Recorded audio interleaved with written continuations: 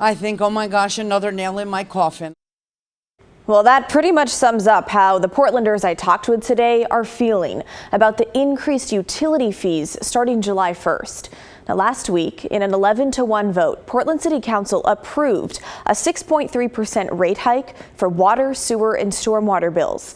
The average single-family home will see a jump of about $10 a month on their bill. City officials say it's to keep up with critical infrastructure and to comply with water quality regulations. More on that in a moment. But local businesses like Mother's Bistro downtown say it's yet another increased cost they have to deal with. We're struggling as it is. Everything costs so much. Everything is going up. Tariffs have actually even increased the cost of my coffee. So now something I spend thousands on, water. How much water we go through, so many loads of dishes. It's just yet more expenses without additional income. It's scary. Now, it's also scary for those who live on a fixed income, like this woman named Susan, who I met this morning. All I can think of is the number of people that are like me, living on less than $1,000 a month. Now, I want to talk about Susan's story for just a moment because it's pretty powerful. I met her outside Powell's Books today. She's 66 years old and has lived in Oregon all her life. She recently had to move into her nephew's apartment to save money. They both live off of public assistance programs, and she tells me it's the only thing keeping them off the streets.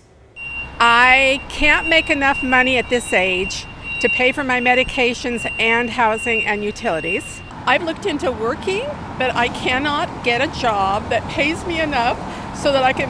My medication for my diabetes is $1,000 a month. So if I go to work and I earn more than $400 a month, I lose the benefit that pays for that prescription. So it doesn't work. People say get a job. It's not going to help me to get a job. Okay, so you can imagine what she thought when she learned about this latest rate hike. Is tears. Yeah, sorry. Oh my gosh. But it just keeps going up and going up. And Yeah. I mean, right now, my nephew and I are waiting for my Social Security so we can have food. So if they keep raising the rates for utilities, Portland, I've lived here so long and it's a wonderful city, and that we have come to this basically out of greed, it just breaks my heart. Now, shortly after talking with Susan, I met up with the Deputy City Administrator for Portland Public Works, Priya Dhanapal. I understand any increase in utility rates can be concerning for our Portland community members, and we want to be transparent about why this change is necessary, though. So she says the rate hike will help for required maintenance and upgrades to Portland's water facilities. Okay, so where exactly does your money go when you pay your water, sewer, and stormwater bills each month? Well, this data is from this current fiscal year, not the next fiscal year when the rate hikes take effect. But this will help give you a sense of where your money ends up. 25% supports drinking water services, think pipes, hydrants, and tanks. There are thousands of miles of pipelines in Portland. 33% goes to wastewater collection and treatment, like sewer pipes, pump stations, and 2 treatment plants. Now, another 25% pays for the city's stormwater system, which helps prevent flooding and keeps pollution out of rivers and streams. And 15% covers base service costs, like meter reading, billing, and customer service. And a small portion contributes to cleaning up the lower Willamette River. Now, the city's Department of Public Works proposed budget is $4.7 billion. So you may be thinking, why do I have to chip in to cover these costs? Well, there's a reason for that. We cannot use those funds to build anything else in the city, and nor can we use other funds in the city to be able to fund for the utility in specific. So it's only this particular ratepayers that can money that can be used for improving and maintaining our systems, and so that's why we are dependent on these fee increases to be able to maintain our systems. All right, well, if they have a reason and they say they need to spend it on infrastructure, okay, I guess I'll buy it. I mean, I'm all for taking care of our infrastructure and what we need to keep carrying on. But if it's just to put more money in the coffers for God knows what, then I'm not so necessarily for it. So we'll see where the money ends up. Any increase in utility rates is going towards critical investments that we cannot afford to put away any longer. We're talking about replacing century-old pipelines, upgrading treatment plants, and meeting regulations. And yes, we are making big investments, and because if you don't, it could result in possibly service disruptions, boil water notices, and even impact environment. Now, there's also a reason that we're seeing this increase now. And if you're already upset about it, well, bad news. At the City of Portland, we do rate forecasting over a period of years, which includes a steady increase of rates year after year. For example, we will continue to increase rates by 5 to 6% each year through the year 2030. Yep, you heard that right. This is not a one-time thing.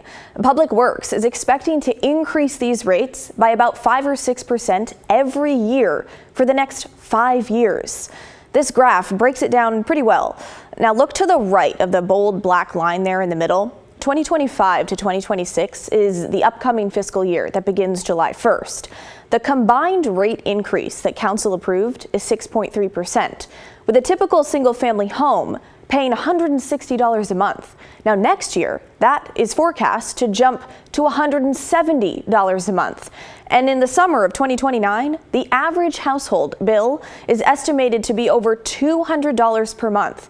Now that's if these annual rate hikes continue to be approved. We do the hard work of making sure we do the forecasting right, so we don't allow sudden spikes in rates, so it doesn't affect the people suddenly. And so we spread out the investment over a period of time, so it's manageable for us to implement it, and also for people to be able to predict what is going to come, and they can plan for it. Now, if you can believe it, there's more. For those of you who like to pay your utility bills with a credit or debit card, starting July 1st, you will be charged a processing fee of about 3%, and that's roughly $4 more per month on top of the rate hike. So if you can, don't pay by card. Use a bank account, like a checking account, to avoid that additional fee. So people are struggling. Honestly, we all feel it. Costs are increasing everywhere, from groceries to gas to rent. And when we are increasing utility rates, we don't take it very lightly.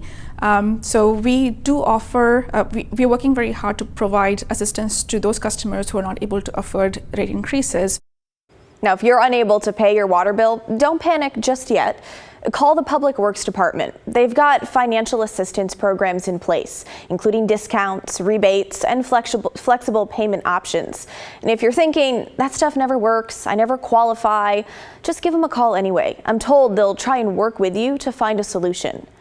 But first, we want to know what you think about this rate hike. Do you think it's a punch to the gut during a time when things are already so expensive? Or do you just grit your teeth and deal with it, accepting that it will help protect our water infrastructure? Let us know. Email the story at kgw.com or call and leave us a voicemail, 503-226-5090.